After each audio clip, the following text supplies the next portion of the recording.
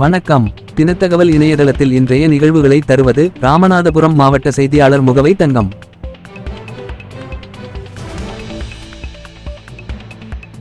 நம்புதாளியில் கிராம சபை கூட்டத்தை புறக்கணித்த பொதுமக்கள்.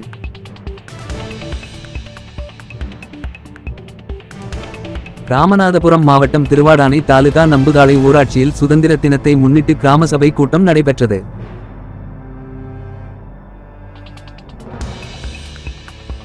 இந்த கூட்டத்தில் பல்வேறு அத்தியாவசிய தேவைகள் நிறைவேற்றப்படாதது குறித்து விவாதிக்கப்பட்டது.